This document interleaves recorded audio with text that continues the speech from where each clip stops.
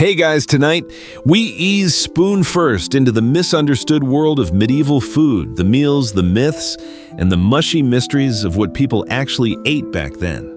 Spoiler, not everyone was gnawing on turkey legs or feasting like a king. Sometimes breakfast was just hot gray paste and a prayer you wouldn't have to chew too much. And frankly, you probably wouldn't survive a single breakfast in the Middle Ages. Not because it would kill you, but because your modern palate would stage a quiet protest and walk away. Between sour ale, damp bread, and porridge that somehow managed to be both overcooked and underwhelming breakfast was more an act of endurance than enjoyment. So before you get comfortable, take a moment to like the video and subscribe, but only if you genuinely enjoy what I do here. And tell me your location and local time down in the comments. I love seeing where and when you're listening. Now dim the lights, maybe turn on a fan for that soft background hum, and let's ease into tonight's journey together. You wake up in a small smoky cottage. The air smells like damp straw and someone trying their best to cook without any actual firewood. Your blanket is a sack, your pillow is a goose still alive, and your stomach is already growling. It's breakfast time, which means porridge. Always porridge. A thick bowl of barley or oat mush is handed to you with a wooden spoon that's more splinter than utensil. It's lukewarm. Always lukewarm. And no one really knows why. Somehow it just never quite makes it all the way to hot. The porridge may or may not include other ingredients, maybe a bit of onion if you're lucky, maybe yesterday's cabbage, maybe a small pebble that got in by accident. You crunch once, then pretend it didn't happen. Everyone does. There's no milk. That went bad last week. There's no honey either unless you live near a very generous beekeeper. And sugar, absolutely not. Sugar costs more than your shoes, your roof, and your extended family combined. What you do have is ale. Yes, for breakfast. And no, it's not because everyone was a party animal. It's because the water is often unsafe to drink, and ale being mildly fermented is considered the safer option. It's weak sour and tastes a bit like damp bread, but it won't poison you, which is a plus. You sip the ale and glance at the table. A loaf of bread sits in the middle. It's hard, like defensive weapon hard. You knock on it experimentally. It echoes. You try to tear a piece and accidentally bruise your thumb. Someone hands you a knife, but it's shaped like a spoon, and no one explains why. This is all quite normal. Breakfast in the Middle Ages was deeply functional. Nothing wasted, everything slightly suspicious. For peasants, it was often cold leftovers, grain mush, and ale. For monks, it might be a ladle of pottage and a silent prayer not to get indigestion before morning chores. Historians still argue whether these meals were genuinely nutritious or just barely survivable. Some say medieval diets had surprising variety and health benefits. Others point out the alarming number of toothless skeletons found buried near grain mills. You choose not to think about it as you chew something that might be a turnip or soap. One fringe theory from a 14th century herbalist claimed that porridge could clear the melancholy humors if stirred precisely 77 times clockwise. That same herbalist also recommended drinking boiled moss to cure sneezing, so take that with a grain of salt if you can afford salt, which you probably can't. Back at your table, breakfast continues. Someone passes you a piece of cheese. It smells like it remembers being part of an animal. You nibble it politely. It squeaks slightly against your teeth. That's normal too. You hear a rooster, then a sneeze, then silence. The cottage's resident superstition expert declares that the sneeze means bad luck unless countered with a second sneeze within 3 minutes. You stare at the sneezer. Everyone waits. 2 minutes pass. A baby cries. The sneezer obliges barely, and breakfast continues. If you lived in a castle, things might be slightly better. Nobles had more variety, meats, pastries, imported fruits. But breakfast still wasn't glamorous. It was often skipped or kept plain, so as not to offend morning prayers or indigestion. Some preferred stale wafers dipped in broth. Others just had wine. Not better, just fancier problems. You finish your porridge. You finish your ale. You stare into the bowl and wonder if the mush stared back. Then you go outside, stomach fullish, energy medium-low, wondering what lunch will bring. But that's another bowl of mystery for another time. Outside, the sky is low and gray, the kind of color that makes soup feel inevitable. You trudge past a goose, two grumpy hens, and a dog who looks like he knows more about feudal taxes than you do. It's nearly midday, and your stomach is beginning to gurgle again, despite the porridge's best efforts to glue it shut. Lunch, thankfully, promises variety. Though variety in medieval terms often means a different way of disguising the same three ingredients. Still, there's hope today, might include eels. Yes, eels. Slippery, squirmy, morally ambiguous eels. You make your way to a small wooden hall where a pot is already bubbling. The cook greets you with a nod and an apron that has seen several eras. On the menu, pottage again, but this time with the addition of herbs, a handful of leeks, and cue the drama chunks of eel caught from a stream not far but far enough to question its legality. Eel was a staple for those near water. It didn't count as meat during fasting days, and it didn't require much but a bucket and questionable courage to catch. Today's soup also contains parsley bits of yesterday's bread and possibly a flour. You don't ask why it's floating in there. It smells like dill and decisions. You're handed a wooden bowl and a slice of bread with a corner missing. You pretend not to notice the bite-shaped gap and focus instead on the eel, which looks like someone tried to curl a shoelace out of fish. It's chewy. Very chewy. The flavor is earthy with hints of pond and desperation. Still, it's filling. Nearby, someone is roasting a pigeon on a stick. Not an imported game bird or fancy farm fowl, a common city pigeon lured in with crumbs and blind optimism. The roasting is uneven. One side is nearly raw, the other resembles burnt parchment. This, too, is considered lunch. Salads in the medieval sense weren't the leafy, colorful affairs we know today. They were often bundles of herbs, sorrel purslane borage, served with vinegar or sprinkled with ash. Yes, ash for digestive virtue. One monk claimed salads could cure excessive enthusiasm. Based on the taste, he may have been right. Someone sets down a plate of cheese next to you. It smells complex. Medieval cheese came in two main forms, fresh barley cheese at all and aged basically edible regret. Both were useful for trading, bartering, and occasionally terrifying small children. You take a cautious nibble. It crumbles, then fights back. Across the table, a boy is sprinkling powdered sage on everything. He calls it the Lord's seasoning. It does not help. Historians still argue whether these midday meals were a true break in the day or just an excuse to chew loudly between chores. Some believe lunch wasn't a formal concept at all, just an extended snacking window. Others suggest it became more important during Lent and other fast-heavy periods, when every bowl of soup became a quiet rebellion against hunger and rules. You try to make conversation, but your mouth is full of herbs you can't identify. Someone next to you talks about blessed garlic, which they swear wards off bad dreams and beetles. You nod. The garlic is overpowering. You feel safer already. Dessert, if it exists, is a single preserved plum. It's sticky, mysterious, and probably older than you. You roll it between your fingers like a relic before finally committing. It tastes like memory and a little bit of vinegar. The meal winds down. Bowls are wiped clean with crusts of bread. The cook announces that tomorrow's soup might include a turnip with attitude. You make a note to be very busy at lunchtime. One man claims to have seen a traveling merchant who sold saffron. Another swears he once tasted cinnamon. Both stories are greeted with quiet skepticism and mild jealousy. Before you leave, a woman offers you a sip of something called small beer, which is not beer for small people, but a very weak ale consumed in great quantities, with hopes of staying hydrated without becoming too cheerful. You sip. It tastes like damp paper and faint regret.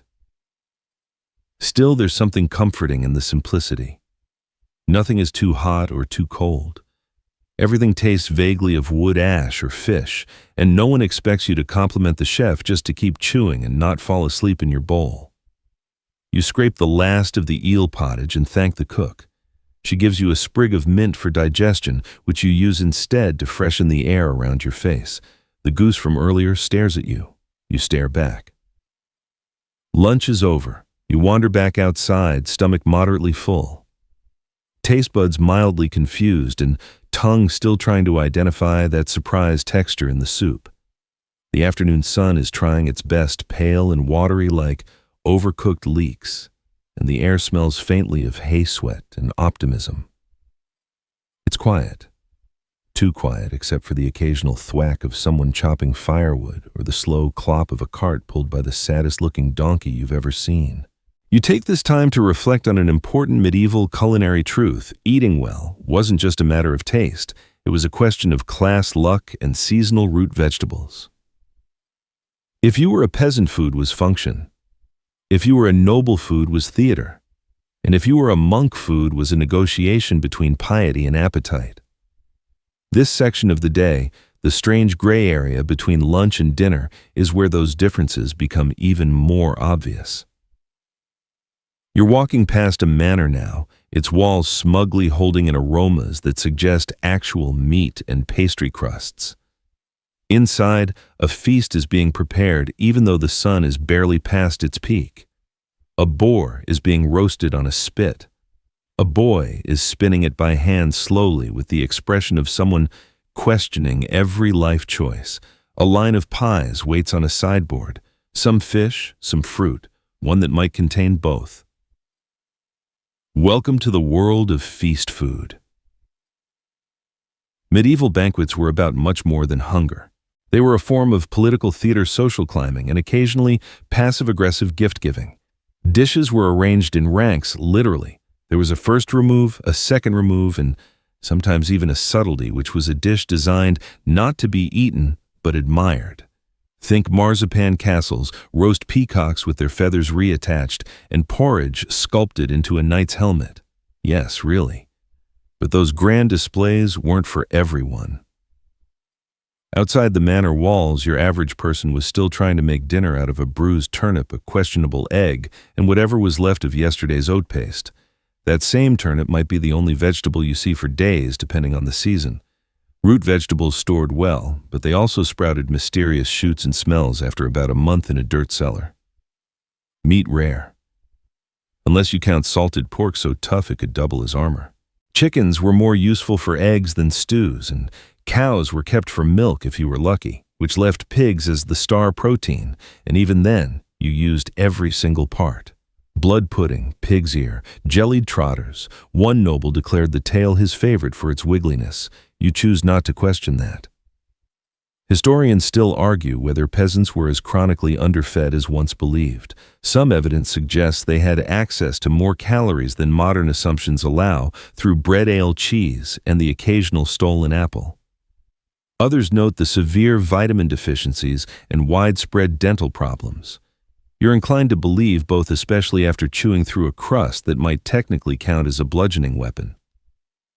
Interestingly, famine was always just around the corner. One bad harvest meant lean winter, two meant disaster. That's when creative substitutions emerged, acorns ground into flour, grass boiled into soup, and rumors of mystery meat that no one wanted to verify. In these moments, you truly grasp why the turnip became both joke and lifeline. You sit on a low wall watching someone bake flatbread on a hot stone. It smells smoky and vaguely hopeful. Someone else is preparing broth by boiling bones and beet tops in a dented copper pot. A nearby boy claims his mother once made a stew using just onion skins and the will to live. You believe him. Across the square, a traveling merchant lays out a meager array of wares: dried figs, pickled herring, and something labeled foreign spice that smells suspiciously like burnt thyme. You ask the price. He tells you it's half a chicken or 3 good buttons. You offer 1 cracked spoon and a smile. He laughs. You laugh. No spice for you. A woman walks by with a basket of eggs, each one carefully wrapped in wool. You nod at her. She nods back. The exchange says, "We do what we must." And that includes convincing yourself that broth made from cabbage cores is cleansing. Somewhere behind you, a child is enthusiastically gnawing on a dried plum. It falls apart like soft bark. He declares it the best thing I've ever had. His standards are realistic. You wander away back toward your cottage, stepping carefully over a small pile of mud that might once have aspired to be a carrot. You pause, pick up a sprig of rosemary from a passing breeze, no idea how it got there, and tuck it into your sleeve. Dinner is soon. You wonder if your jaw will forgive you. Back in your cottage, or more accurately, your thatched roof rectangle with airflow issues, you're greeted by the unmistakable scent of dinner-in-progress steam smoke and that ever-present undertone of what is that wafting from the pot. A pot that, by the way, has never once been fully emptied or washed. It just simmers constantly. Its flavor is a centuries-long accumulation of soup-related decisions. Tonight's theme is everything boiled until it gives up. Someone's already stirring the pot with a spoon that could double as a shovel. The stew is opaque beige and smells like ambition without execution.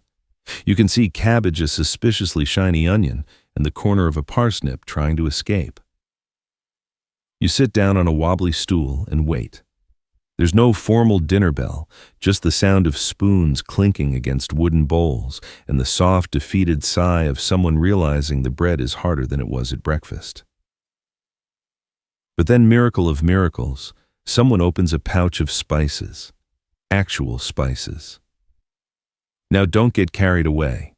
This is not your spice rack. There's no paprika, no garlic powder, and definitely no smoked sea salt. What they do have is powdered mustard seed, maybe a flake of saffron, and a pinch of something labeled pepper that is probably not pepper. Still, the excitement is palpable. A sprinkle here, a stir there. Suddenly, the stew smells faintly of something bold, something confusing, something that might mask the cabbage. You all eat quickly before the flavor disappears again.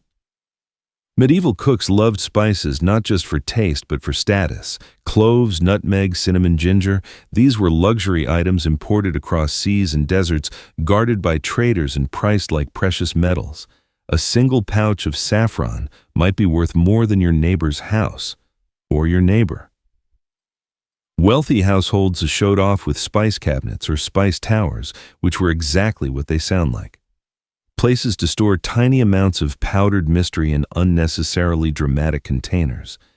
One French noble reportedly carried his favorite blend in a hollowed-out ring in case of emergency blandness.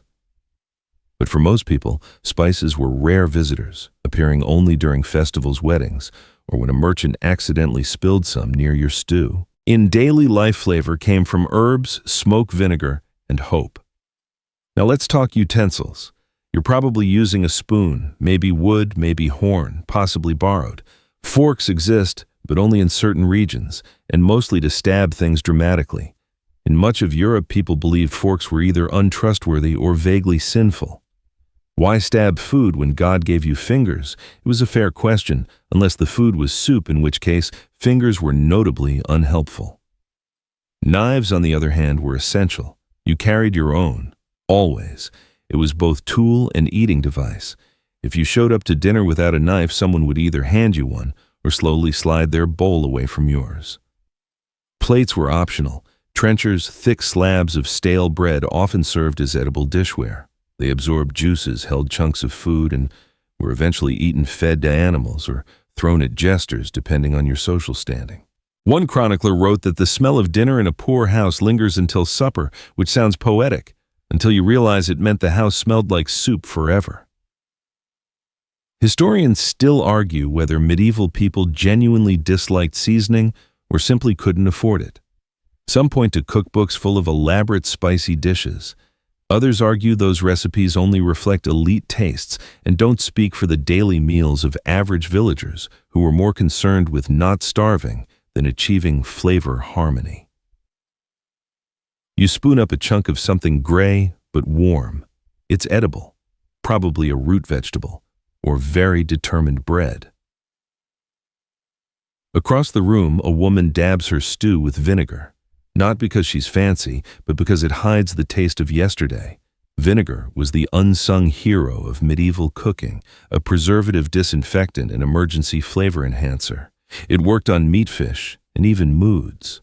One monk described it as sour salvation, and let's not forget the smell. Cooking indoors without chimneys, with open flames and unpredictable ingredients, created what historians politely call an aroma. Your eyes sting. Your clothes absorb it. Your hair starts to smell like broth. You are now one with the soup. You finish your bowl. Someone offers you a turnip as a snack. You decline. The turnip looks judgmental. The sun is setting. The fire crackles. The stew pot is topped off with water and covered again, ready to resume its endless life cycle. Someone throws in a clove of garlic. Someone else whispers a blessing. You pretend not to hear the pot burp. Dinner in the Middle Ages, less about flavors, more about perseverance. Evening creeps in like a well-meaning but slightly damp cloak, settling over your shoulders and reminding you that bedtime is soon. Your belly is lined with stew, mildly mysterious, mostly turnip, and your jaw has finished its last battle with a crust of ancient bread. But just before sleep, there's one final ritual dessert. Now don't expect sugar plums or eclairs. In the Middle Ages, dessert was less reward and more surprise. Sometimes it was sweet, sometimes medicinal, and sometimes both. You approach the hearth again, where someone is slicing a pie with the focus of a surgeon and the confidence of someone who has no idea what's actually inside. You're handed a slice. It's warm, a little soggy, and smells like fruit maybe. Beneath the crust lies something soft and lumpy. You take a bite. It's prune, or pear, or possibly a mashed fig that's seen too much. In medieval Europe, sugar was rare and came mostly from imported cane. It was expensive, clumpy, and treated more like a spice than a staple. Honey was the go-to sweetener, but even that was used sparingly. So, to make things dessert-like, cooks turned to dried fruits, nuts, wine reductions, and herbs like mint or lavender. Some even added rosewater because why not smell like a garden while you chew? One popular dish was nardek, a kind of fruit preserve simmered for hours with honey wine and hope. Another was almond milk pudding, which sounds promising until you realize medieval almond milk was often more gritty beige water than creamy delight. Then there were the candied roots. Yes, candied parsnips, or carrots if you were lucky. Boiled, then rolled in honey, then dusted with something vaguely spicy. They were considered a delicacy. Some monks swore candied fennel could restore the humors, others just liked the crunch. You sip from a tiny cup of mulled wine, a special treat for those near vineyards or generous clergy. It's warm, faintly spiced, and suspiciously chewy. A single raisin floats on top like a tiny sailor adrift on the sea of medieval beverages. Across the table, someone unwraps a succut, basically preserved fruit and syrup, often stored in tiny ceramic pots and guarded like treasure. You're allowed a single spoonful. It tastes like concentrated plum and ambition. Interestingly, many desserts doubled as medicine. Sugar was believed to strengthen the heart and lift the mood.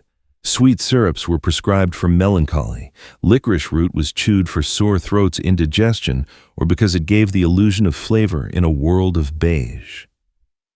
Historians still argue whether dessert was a common practice or just a noble indulgence.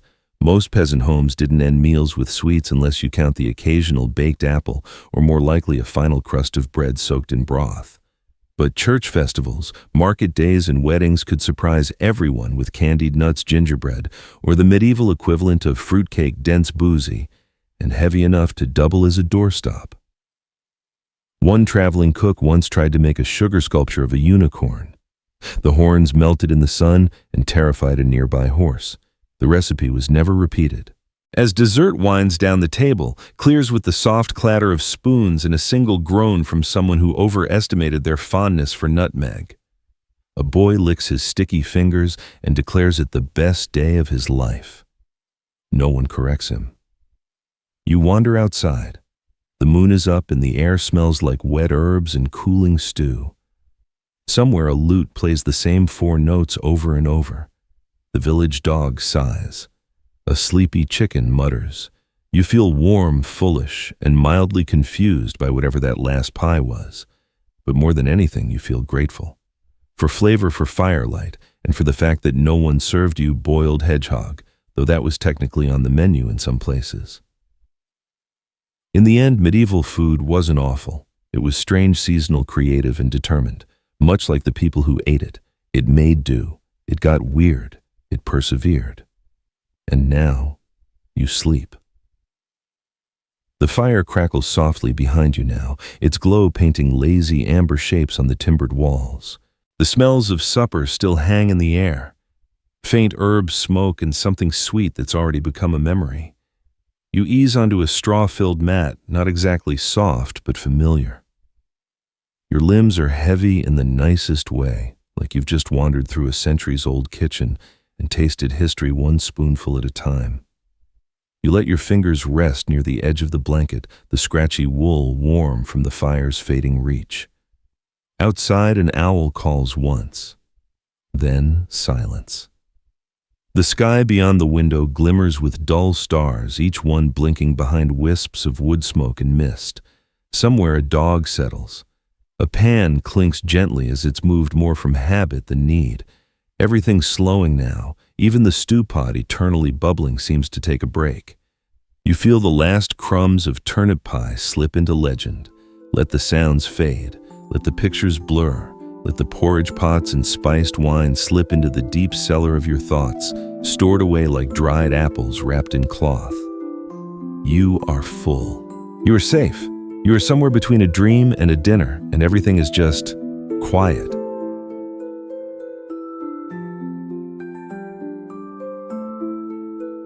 Hey guys, tonight we're taking a slow, slightly smoky stroll into the dim alleys and dusty corners of a myth that somehow manages to be both terrifying and weirdly bureaucratic medieval witch hunts. You might imagine pitchforks, black cats, eerie chants, and moonlight. But let's be honest, most of what actually happened was a whole lot slower, sillier, and ironically more sleep-friendly than you'd think. You're more likely to trip over someone accusing their neighbor's aunt's goat of giving them bad dreams than encounter anything like the dramatic movie versions. So before you get comfortable, take a moment to like the video and subscribe, but only if you genuinely enjoy what I do here. And tell me where you're tuning in from and what time it is where you are. I love reading those. Now, dim the lights, maybe turn on a fan for that soft background hum, and let's ease into tonight's journey together. You begin, as always, somewhere muddy, somewhere with a pig in the road and someone muttering about the wind changing direction. It's 14th century Bohemia, or maybe Cornwall. Honestly, the scenery doesn't change much. The roofs leak, the bread is slightly burnt, and the man who makes herbal tonics for arthritis has started twitching every time someone coughs. People in the Middle Ages were deeply suspicious of anything they couldn't explain, which, to be fair, was a lot. If your cow suddenly stopped giving milk, it couldn't possibly be due to age or diet. It had to be magic. If your hay caught fire in the night, clearly someone had cursed your barn using, say, fennel seeds and an owl feather. The logic was flexible. One particularly persistent myth, that witches flew on broomsticks. Sounds whimsical now, like a medieval flight simulator, but this idea actually emerged from strange herbal pastes, often hallucinogenic, that were rubbed on the body. One record describes a flying ointment made of belladonna and animal fat. It didn't make you fly exactly, but it made you think you did often, while lying very still in a corner for hours, groaning softly. Historians still argue whether this idea was invented by inquisitors misunderstood from pagan rituals, or simply the product of sleep-deprived scribes trying to spice up their notes. But by the 15th century, the image of a woman astride a broom had already taken hold, oddly specific, oddly enduring. And then there were the birthmarks. A freckle on the elbow, witch's kiss. A mole near your ankle. Obvious sign of pact with the devil. No one ever explains why the Prince of Darkness was apparently obsessed with ankles, but the logic held. One poor woman was nearly accused because her skin was too smooth to be trustworthy. Naturally, you'd assume these beliefs must have started with educated church leaders. But in fact, most early witch panic came from local gossip milkmaids, whispering about weather patterns, that sort of thing. A particularly unlucky peasant woman might become the talk of the village after her cabbages grew oddly. 2 days later, she'd find her front door covered in garlic and spit. One early case from what's now Germany involved a woman named Bruna who was said to have bewitched a miller's wheel. The miller's grain hadn't ground properly for weeks. Bruna was blamed largely because she had too much knowledge of herbs and more damningly wore clogs even on dry days. The accusation escalated until someone claimed she looked directly at the moon without blinking. An actual quote from the transcript, her stare was persistent and thus unnatural. She was fined 5 turnips and sent on her way, so a lucky ending by medieval standards. And yes, some villagers really did believe a witch could spoil crops by staring too hard at wheat, or by walking counterclockwise around a field, or by being left-handed, or by having too many cats or not enough cats. There was no consistent standard, just an ever-growing list of eccentric behaviors that could damn you if performed on a Thursday during a waning moon. Even the church took its time getting serious about witchcraft. Early medieval theology often dismissed witches as silly peasant delusions, more comedy than threat. A famous church document from the 10th century literally says that anyone who believes a woman can fly at night to feast with demons has been seduced by the devil. That's right. Believing in witches was more dangerous than being accused as one, at least for a while. Of course, this would change, slowly, creakily, like a rusted wheel beginning to turn, and behind it all were the whispered myth stories that transformed from bedtime nonsense to courtroom evidence. One man claimed to have been cursed because a woman hummed in Latin near his soup. Another swore he saw a witch melt into a wall, though he admitted he'd been drinking suspicious cider at the time.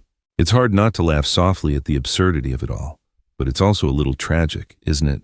Most people accused were simply odd, poor, widowed, herbalists, or just the kind of person who preferred quiet walks to gossiping at the market.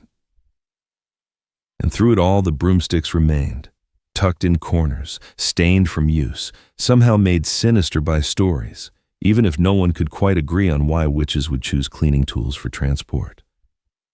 And so you leave this muddy little village behind its myths clinging like fog. Somewhere a cat sneezes, someone's bread doesn't rise, and a neighbor starts whispering. Again. You're still walking, but now the road is lined with hedges and there's a squelching sound every time your foot touches the earth. Don't worry, it's just damp straw, or at least probably just straw. You arrive at a small village square where the smell of goat cheese burning thatch and passive-aggressive tension fills the air. In the year 1447, in what is now part of Switzerland, a strange case made its way into the annals of medieval absurdity. It involved a woman named Anka, a wheel of spoiled cheese, and an especially loud goat named Hubert. The local records refer to her with alarming certainty as the cheese rotter. No one remembers who started the name, but once you've been accused of making dairy go bad through unclean thoughts, the nickname tends to stick. The story begins as so many witch trials do with food going wrong. A wheel of hard goat cheese, which had ripened improperly and developed a strange blue-green crust, was found oozing in a pantry. Not mold. Oozing. This naturally could only be the work of magic. Because why blame improper storage when there's a woman in town who sings to her chickens and talks to bees? Anka, it turned out, had also been seen gathering mushrooms alone in the woods, an activity that was, according to one court record, an invitation to commune with forest spirits. She had no husband, kept bees, and had once chased a man away with a wooden spoon. These stacked together made a compelling argument in 15th century logic. So she was summoned to court, which in this case was a bench under a pear tree, and questioned. The village bailiff, who had a mild stutter and a known fear of geese, began the proceedings by asking whether she had knowingly summoned spirits into dairy. Anka's response was recorded as, "I don't even like cheese." That didn't help. Then came the witness testimonies, which ranged from, "She looked at me sideways during Mass," to "Her goat screams at night and it unsettles my children." Hubert the goat made several appearances during the proceedings, though not voluntarily. He once ate part of the court scribe's sleeve. A turning point came when a mole, yes, the animal was discovered living near Anki's beehives. It had an unusual white spot on its back, which the town apothecary claimed was surely the devil's sigil. This mole became Exhibit A. It was named Jacob. No one remembers why. Historians still argue whether this trial was genuine or a kind of elaborate village theater designed to blow off steam. There's some suggestion that these small-scale accusations served more as local entertainment than religious fervor, like a folk version of reality TV, but with more goats and fewer plot twists. And then came the cheese test. You're going to love this. To prove her innocence, Anki was instructed to touch a fresh wheel of goat cheese. If it aged properly over the next 3 days, she would be deemed clean of spirit. If it soured well, witch. This is not a joke. This was a legitimate folk belief in some alpine regions that spiritual corruption could be transmitted by touch, especially through food. 3 days later, the cheese was fine. But then someone remembered she had also touched a second wheel, one meant for the mayor. That wheel had gone missing. Suspicious, they said, probably hexed away, possibly eaten by Hubert, who had recently developed a stomachache and an alarming tendency to headbutt fences. So the case dragged on.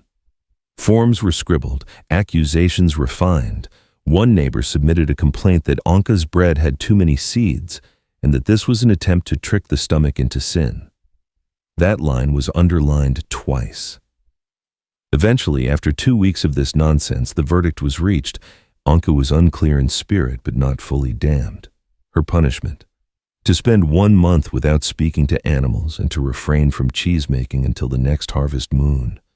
Hubert was put on a leash and given holy water. No one knew what to do about the mole, so Jacob simply vanished from the records. You wonder how seriously the villagers took any of this. Was it fear boredom? Some strange social theater that gave structure to suspicion? Anki lived on after the trial mostly in peace, though she reportedly never made cheese again, and referred to Hubert as my unlucky witness. And here's where it gets stranger. Years later, someone found a written charm in the rafters of Anki's cottage, a tiny scrap of parchment tied with red thread. It read, "Only keep away from my bees. No curses, no demonic symbols. Just bee-related boundary setting. Frankly, relatable."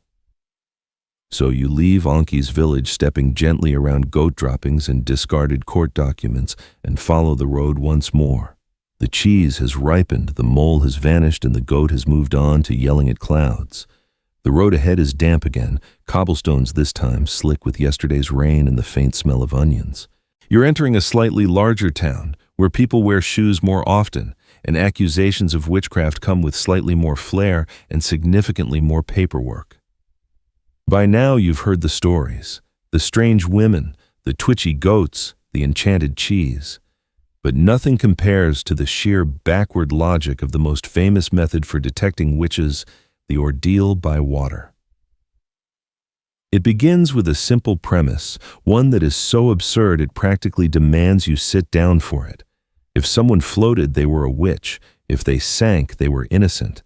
Comforting, yes, but also mildly unhelpful if the test results in drowning. This was called swimming the witch, and it's not as ancient as many think.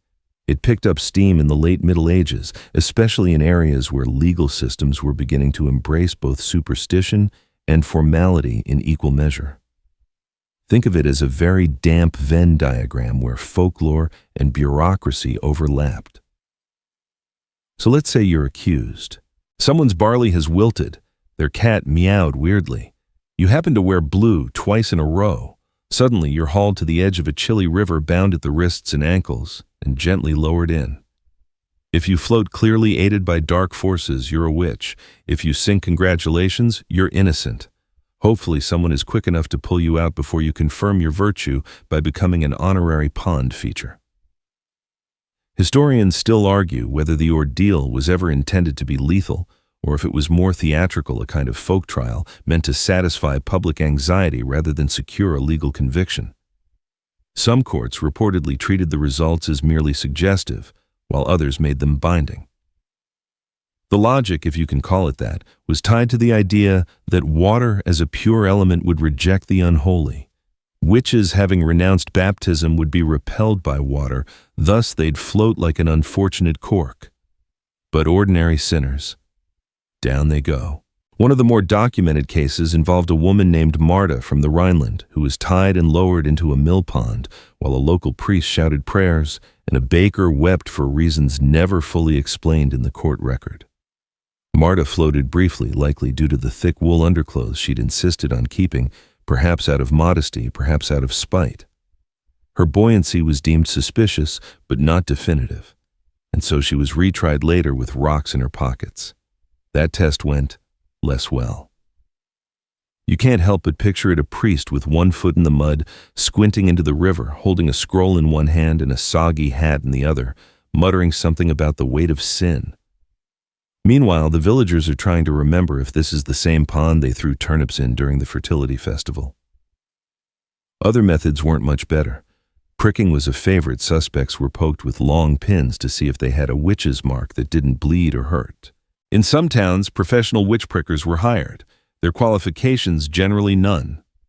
One even used retractable pins to fake results, essentially the medieval version of a rigged lie detector. And there were other tests, all equally dreamlike in their strangeness. Recite the Lord's Prayer without stumbling. Count a set of pebbles while blindfolded. Walk backward through a doorway while holding a sacred loaf of bread. If you sneeze during any of these, someone might quietly take note. But the water test remained the most dramatic. There's something grimly theatrical about it, half trial, half village entertainment. There are even reports of people being retested months later if the original result was deemed emotionally inconclusive. Yes, that's an actual phrase found in a court record from Alsace, referring to a woman who floated for 4 seconds, then sneezed, then cried. By the 15th century, some rulers began to frown on these watery experiments.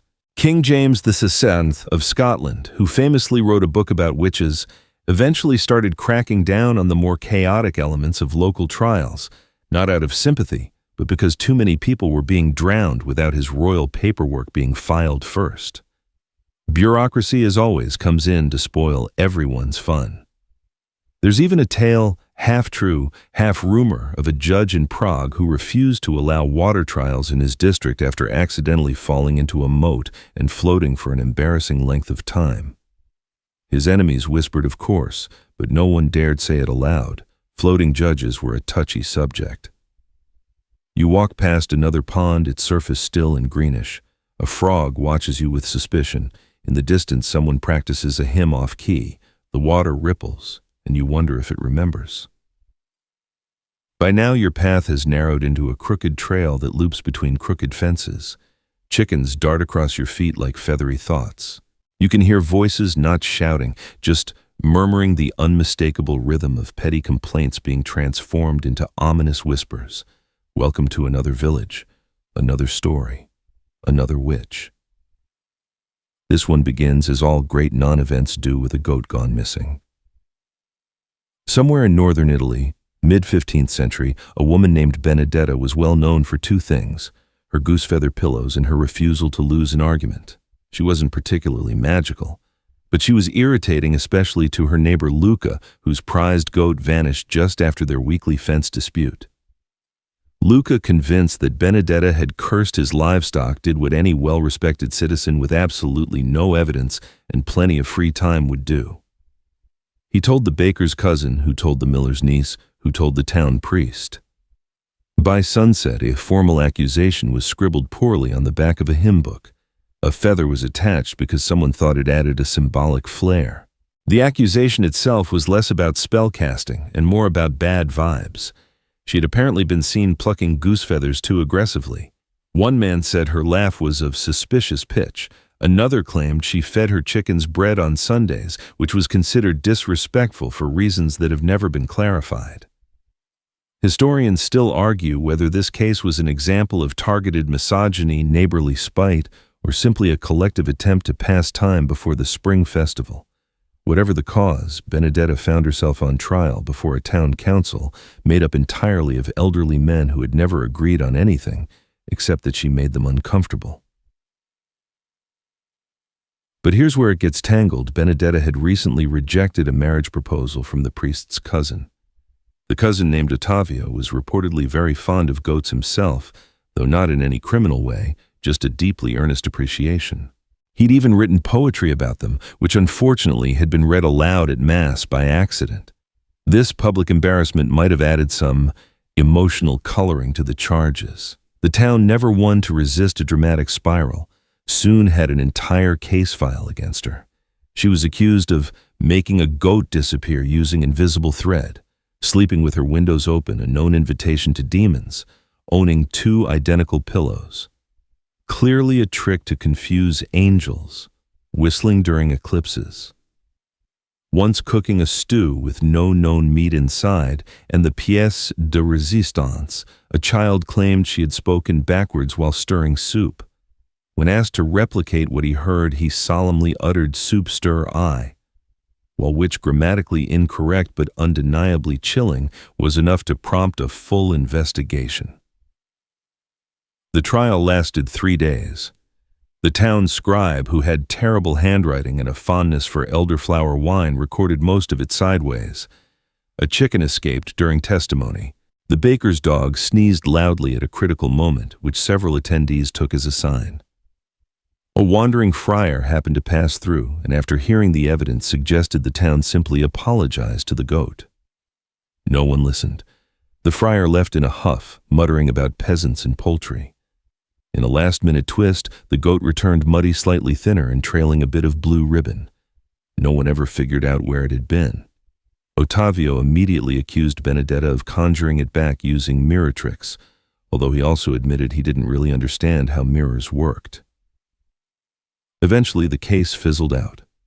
Benedetta was declared socially inconvenient, but not supernaturally dangerous. Her punishment: to sweep the church steps every Monday for a season and to avoid looking directly at goats for the foreseeable future. She complied mostly, though she did get a small tattoo of a goat hoof on her ankle in private protest, a detail we only know from a diary found under her floorboards centuries later. What makes stories like Benedetta's so sleepily absurd is how ordinary everything really was. The accusations weren't fueled by horror or hysteria, but by day-to-day irritation, held together by threadbare logic and gossip as sticky as overcooked porridge. You leave the village with that in mind. The wind rustles a hedge, a rooster makes a noise that sounds like judgment, and in the distance someone sneezes during a stew, just loud enough to be suspicious. You're moving slower now. The path has widened into a muddy track between fields, the sky a dull gray like a soup left too long on the fire. The world feels heavy with repetition, the same smells, the same footsteps, the same gossip that always manages to bloom into accusation. And this time your destination is not a cottage or a pond, it's a courthouse. But don't imagine grandeur. This is not some towering cathedral or noble chamber with stained glass and solemn judges. It's more like a large shed with 2 windows, 3 chairs, and 1 very sleepy bailiff. Welcome to the administrative heart of a witch trial. Not the hysteria, not the pitchforks, the paperwork. By the late Middle Ages, especially in parts of Central Europe, witch trials were no longer purely spontaneous outbursts of local panic. They became systems, formalized, procedural, and endlessly dull. Accusations had to be filed. Evidence, real or imagined, had to be logged. Trials required signatures, wax seals, even witness fees. You couldn't just accuse your neighbor of brewing storms in her soup pot and expect results. You had to apply. One preserved case file from Bavaria in 1483 includes a detailed checklist titled "Proper Witch Procession Revised." Steps include: determine local suspicion via no fewer than 3 separate testimonies.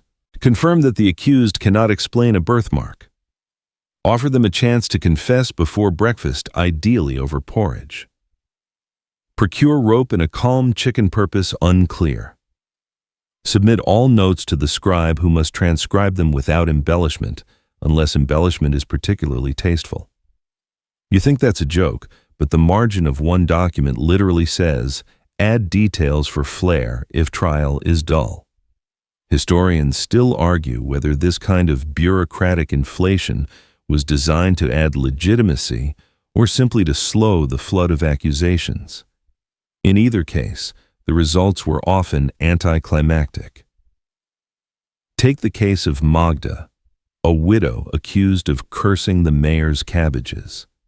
After months of hearings, 6 witnesses, 1 theological consultant, and 3 separate cabbage inspections, the official ruling was no clear evidence of bewitching, possibly just cold weather. Recommend cabbage rotation. The worst part? The scribe ran out of ink halfway through and had to restart the entire form.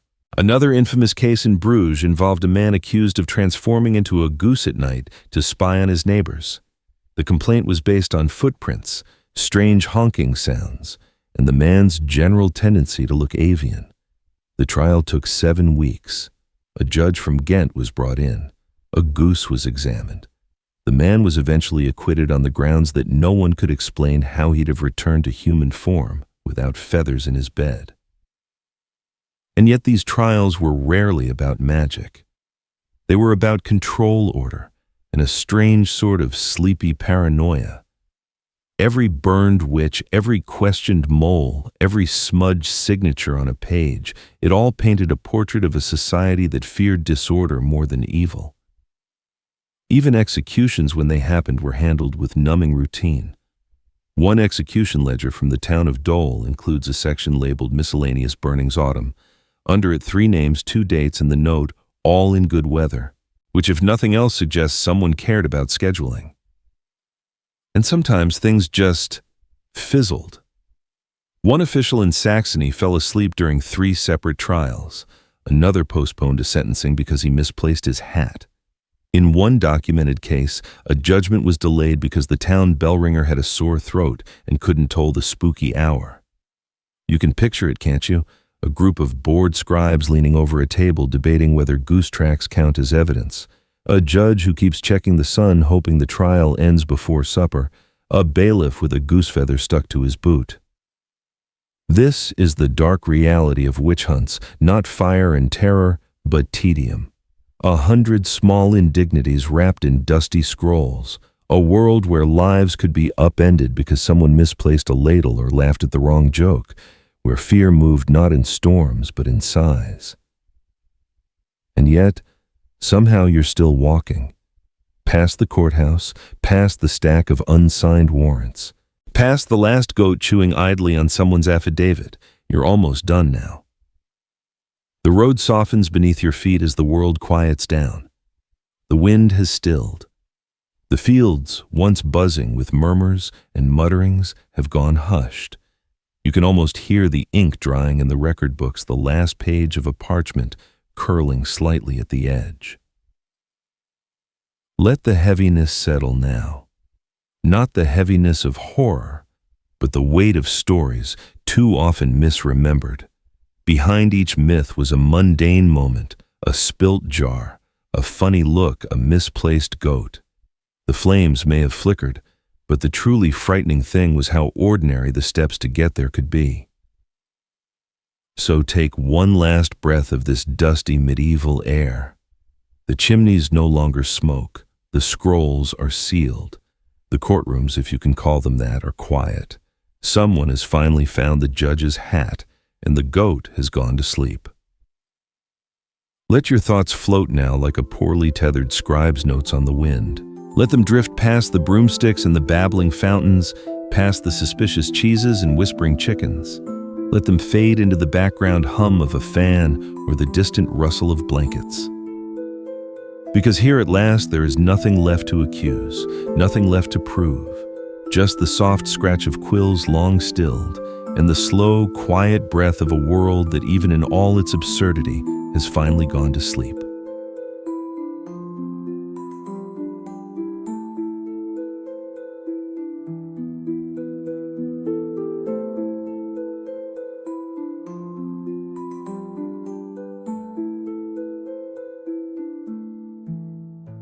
Hey guys, tonight we're climbing slowly, very slowly, into the oversized world of medieval giants.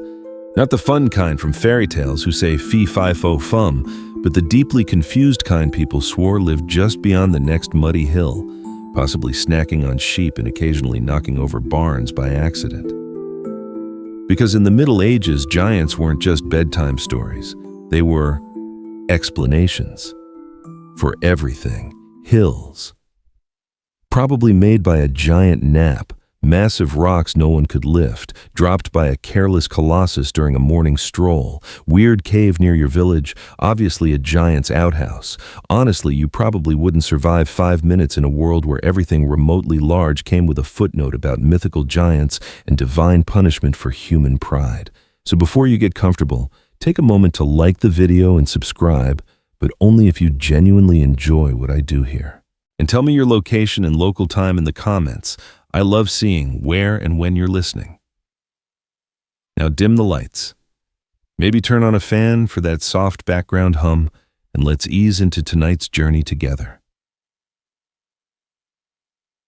You begin your sleepy medieval stroll somewhere in rural France.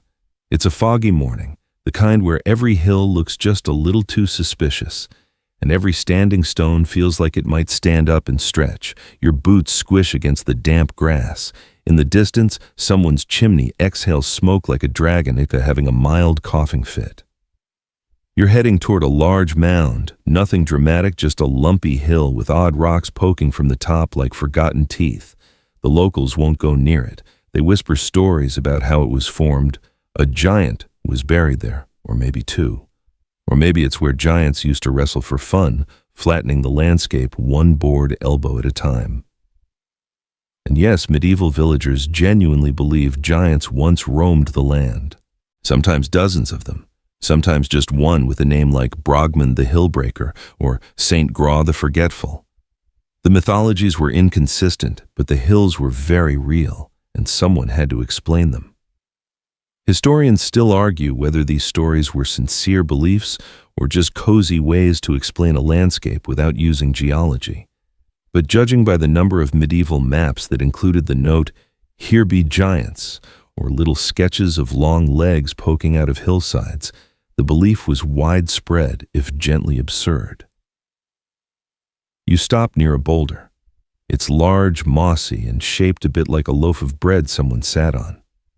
According to a local monk's chronicle, it was thrown there by a giant during a dispute over cheese prices. No one has questioned this version. The boulder is known locally as Le Fromage de Rage, the cheese of rage. Further down the path, there's an oddly shaped cliff with a small cave halfway up. In 1312, a wandering friar wrote that the cave was once the left nostril of a sleeping giant who snoozed so deeply he forgot to wake up for 300 years. When asked why no one had seen the rest of the giant, the friar reportedly shrugged and said, "God hit him. Too large, too grumpy. You pass a circle of stones. Each is taller than you, worn smooth by rain and time. The villagers say they were the fingers of a giant who reached out of the ground to grab the moon." He failed, of course, fell asleep halfway through. The moon went on its way. The fingers stayed behind. And this wasn't just idle storytelling. These myths made it into sermons, manuscripts, and schoolboy scribbles in the margins of prayer books. There's a doodle in a 12th century Bible where a monk sketched a giant stepping on a cart with the caption, "O Lord, why no follow-up explanation? Just quiet existential despair under a colossal foot." You climb to the top of the hill. The fog clears slightly. You look out over the valley dotted with knobby fields and half-collapsed huts. It's easy to see how people lacking scientific tools and restless from plowing the same dirt day after day might start to imagine big feet wandering across the earth. Giants gave scale to an otherwise repetitive life. If the hill you had to climb every morning was made by a giant's backside, at least it had some cosmic significance. The air grows still. You hear a distant creak of wood, a windmill turning maybe, or the world stretching. Or perhaps an ancient giant shifting slightly in its grave beneath your feet, dreaming of cheese and oversized socks. You leave the boulder-dotted hills behind your boots, caked in a layer of soil that feels vaguely cursed, but charmingly so. The path winds into a quiet village, one of those sleepy hamlets where the cows outnumber the people, and at least 2 houses are held up entirely by hope and ivy. At the center of the village stands a squat, lopsided tower, clearly ancient, clearly crumbling, and clearly built by someone with a personal grudge against right angles. Local lore insists it was built by a giant, not a team of giants, one giant, alone, before lunch. The villagers say he stacked the stones with one hand, used a tree as a spoon to stir the mortar, and accidentally dropped his favorite comb into the foundation, which is why to this day, thistles grow on only one side of the wall. You stare at the tower. It seems unlikely, but the thistles, they're definitely there. And that's the charm of it. So much of medieval belief around giants wasn't just about terror or awe. It was logistics. Who else could possibly build something so massive without scaffolding or blueprints or reliable shoes? You walk past a crumbling church where one column leans at an awkward tilt. An inscription on the base reads, "Here rested the giant some more after planting 5 hills." There's no mention of why he planted hills, or how one plants hills, or whether they ever sprouted into something. But the story stuck, passed from monk to mason to mildly confused pilgrims. In Brittany, you'd be told that ancient stone circles were giant footprints. In Wales, they were beds. Giant beds, obviously. Never mind that the beds were full of rainwater and frogs. Maybe medieval giants were into hydrotherapy. One abbey chronicler from the 13th century swore that a series of cliff dwellings carved into the Pyrenees were the abandoned apartments of a reclusive hill giant named Gentil Pépin, who just needed space. His furniture, the chronicler noted, had to be carved from entire oaks, and his reading candle was said to be a bonfire. Historians still argue whether Gentil Pépin was a real local tale or just the monk's attempt at stand-up comedy. You rest on a stone ledge once allegedly part of a giant's breakfast bench. According to the locals, he would sit there every morning drinking a barrel of goat's milk while watching the sunrise. One day, a shepherd interrupted his routine and the giant moved away in a huff, to where the east, they say, or maybe just the next valley over. Giants were very private about their moving schedules. And then there are the bridges. So many medieval bridges were believed to be built by giants, especially the ones with no obvious reason for being where they were. One arch over a dried-up creek is said to have been made in a single evening by a homesick mountain giant trying to connect 2 lonely cliffs so he could visit his grandmother more easily. Sadly, she had already moved to a monastery. You pass a well, deep, mossy, suspiciously round. A story carved in a nearby wooden sign tells of a love-struck giantess who cried so hard after being dumped by a traveling minstrel that her tears created the well. He never returned her spoon, the story adds. That's the whole tale. No moral, just heartbreak and poor cutlery etiquette. You continue through the village, now thoroughly convinced that if you sneeze too hard near a building, someone might blame it on a dozing giant from the Bronze Age. And yet, for all their might and scale, giants in medieval lore weren't always fearsome. In fact, they were often kind of disappointing. They overslept. They dropped things. They had emotional baggage and questionable dental hygiene. They were giant, yes, but also giant metaphors for very human flaws: sloth, pride, curiosity, and a deep love of dramatic exits. You pass a barn with a stone lintel so large it takes up most of the wall. The farmer tells you without being asked that it was donated by a retired bridge giant who now teaches geese to dance. You nod. You don't ask follow-up questions. That feels safest. Medieval people didn't just believe in giants, they believed in what giants meant. They were memory markers, lore magnets. Wherever nature seemed to outgrow human understanding, whether it was cliffs, caves, or extremely inconvenient rocks, you could be sure some giant had been blamed, worshipped, or misunderstood there at some point. And as the breeze rolls past, rustling the thistles, it's hard not to picture them, massive, tired, slightly grumpy figures stretching across ridgelines, looking for lost spoons and places to nap. You're following a well-worn path now, leading through farmland that seems too flat to be natural. The villagers say it used to be a giant's stomach that he lay down and simply never got back up. And over the centuries, people just started planting around him. The fields ripple with wheat and superstition. At the edge of one field stands a wooden barn, half collapsed and leaning on a stone outcrop. The farmer who greets you, his boots caked in centuries of mud and possibly goat judgment, waves you over with a grin. Found another bone, he says casually, as if this is a normal Tuesday event. You follow him to a large, shallow pit where something white and curved protrudes from the soil. It could be a rib, or a tusk, or just a very confused boulder. But to the farmer it's obvious, thigh bone of a giant. He nods. They used to bowl with oxen. This is not the first such discovery. Throughout the Middle Ages, people routinely stumbled upon bones far too large to belong to humans, usually mammoth femurs, mastodon skulls, or the occasional elephant fragment carried north during Roman times. But without paleontology, or, let's be honest, restraint, people assumed the obvious giants, big ones, who apparently died dramatically in random fields across Europe. One French abbey famously displayed a skull the size of a milk barrel, complete with carved-in teeth. They called it the head of Saint Gargantua. Historians still argue whether the monks believed it or simply enjoyed charging a viewing fee.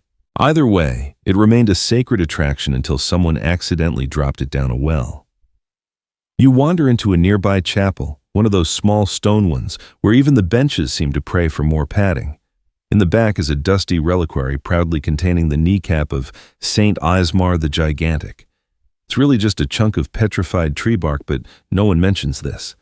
There's a small donation box and a drawing of Ismar heroically holding up a cathedral with one hand and a chicken in the other.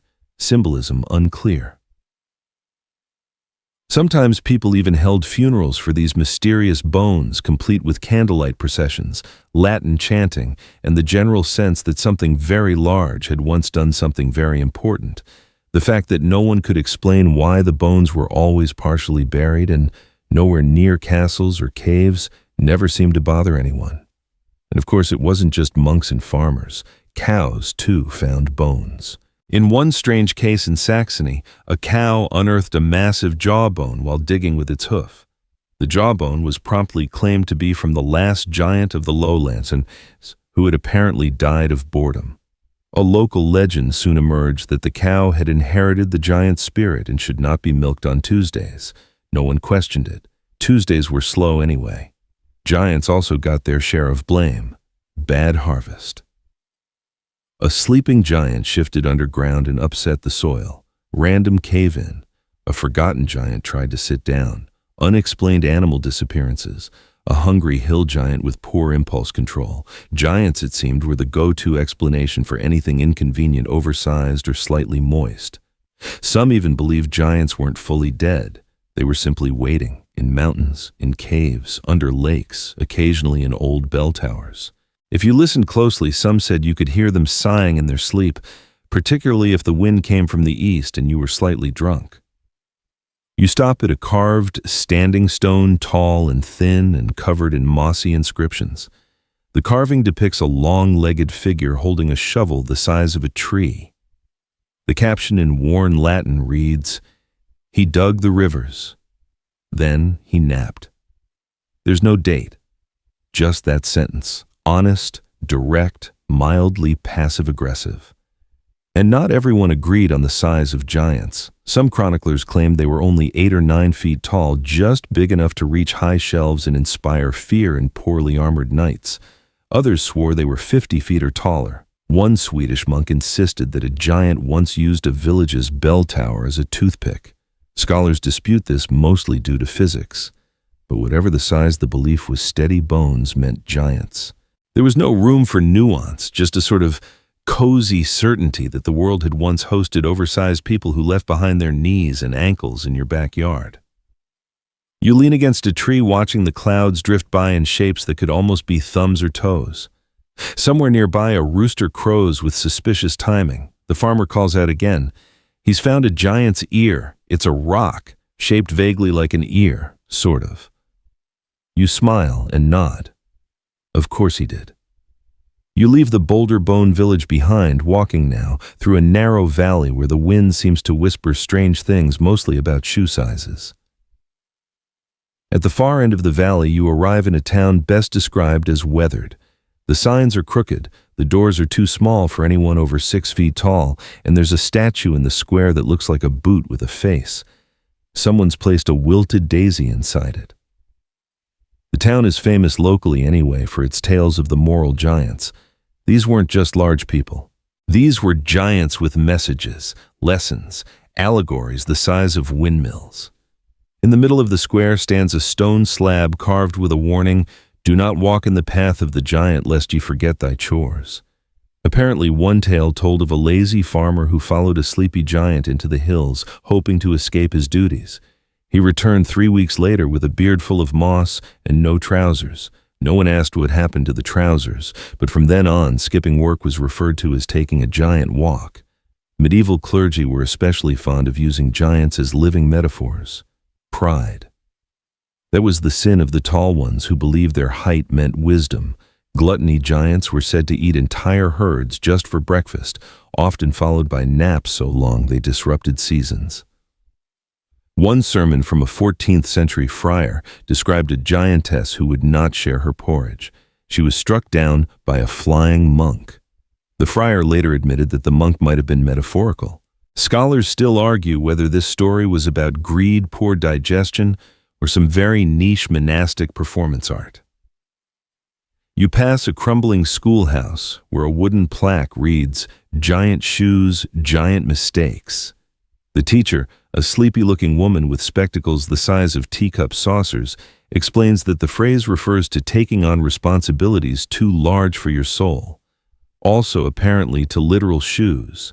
One boy once tried to walk to the next village in boots carved from logs. He made it 8 feet before falling asleep in a puddle. The boots are now on display behind the bakery. And yes, there was a belief that giants left behind their footwear. In some remote towns, oversized shoes were believed to bring good luck, though only if you used them to plant turnips. Other places swore giant shoes were cursed, especially if they still had toenails. One noble family reportedly kept what they called a left boot of the fallen titan in their cellar. It turned out to be a barrel with laces painted on, but the superstition held for decades. Further along the path, you pass a mossy chapel where every window shows scenes of giants doing things they probably shouldn't, stealing bells, playing dice with bishops hiding sheep under their hats. One image shows a giant in a long robe frowning at a broken ladder. The caption reads, "Be not too tall for thy tasks." A bit on the nose, but the colors are lovely. The idea wasn't that giants were evil, just impractical. Too big for the world they lived in. They stepped on things they didn't mean to. They made messes just by sitting down.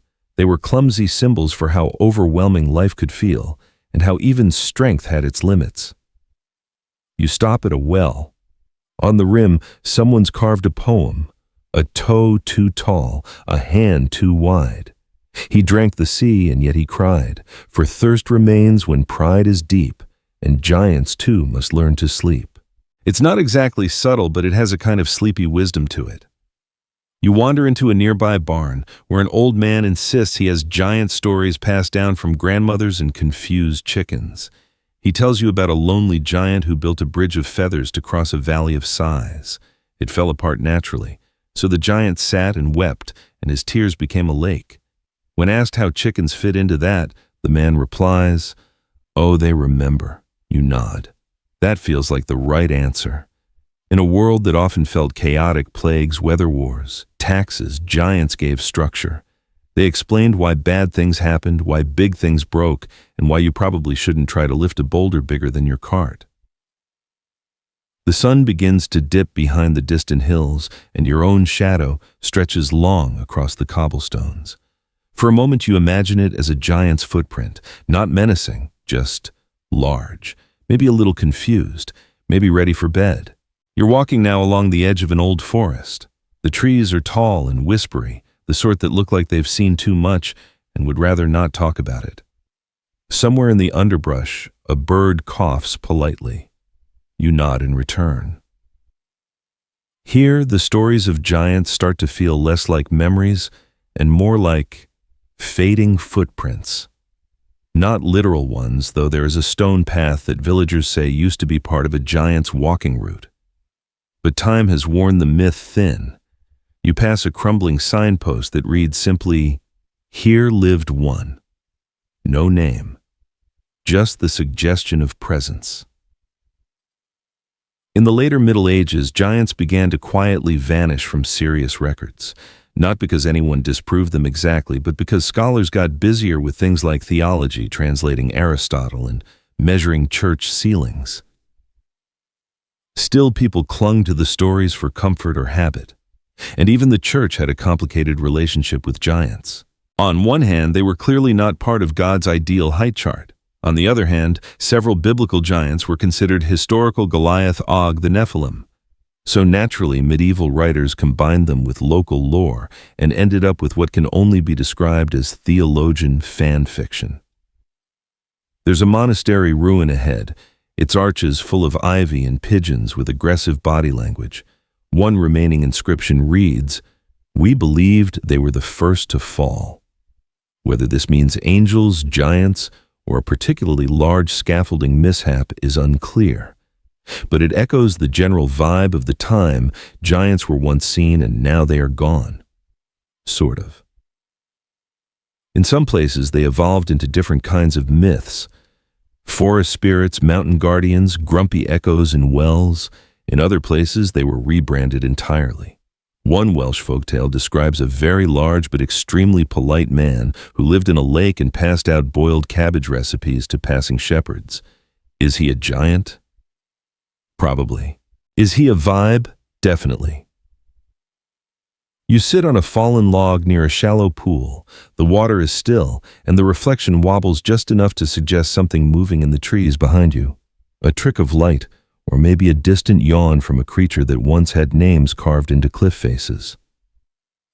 People didn't stop believing in giants because they were disproved. They simply stopped needing them. The world became crowded with other explanations. Natural science, better maps, improved definitions of what bones actually look like. And yet, some hills still look a little too symmetrical. Some boulders still seem gently placed like forgotten toys.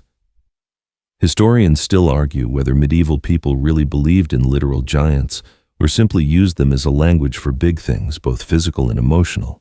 Perhaps giants were metaphors. Perhaps they were genuine memories of long-lost creatures. Or perhaps, and this is the coziest option, they were simply bedtime stories told by candlelight when the wind sounded too much like breathing. And maybe that's enough. You get up from the log and continue down the forest path. The leaves hush behind you. You see carvings in a tree trunk, rough lines of a tall figure holding a staff, and beneath it the words, "He walks when we forget him." There's something comforting about that, not threatening, just a reminder that even myths like to stretch their legs now and then. The forest opens into a wide, soft meadow. There's no one here, just grass. A few standing stones, the remains of what might once have been a very large sandal. And in that stillness you realize the giants may be gone, but their stories still linger like footprints in soft soil, never deep, but always there when you want to follow. So now as the moon rises over those long-forgotten hills and the last whispers of wind fade into the grass, it's time to rest. You're far from the stone towers and mossy legends, now just lying in the quiet hush of a world that once believed in everything too big to understand.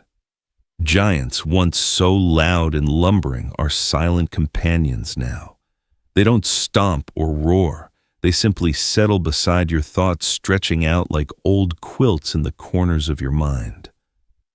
Breathe in deeply. Let the stillness of the meadow wrap around your shoulders like a gentle cloak. The stars blink overhead, each one a pinprick reminder that even the vast and ancient can feel calm, can feel slow, can feel sleepy. There's no rush here, no creaking bones or heavy boots, just the soft suggestion that something once walked here kind and clumsy, larger than life, and now content to rest with you. The path behind you is faded. The forest has folded in on itself. The meadow grows quiet, and the air stills. You're safe. You're small in the nicest, coziest sense, tucked into a world that used to dream of giants. Close your eyes. Let the last of the candlelight go. And if you hear a distant sigh in the hills, it's only a giant turning in his sleep.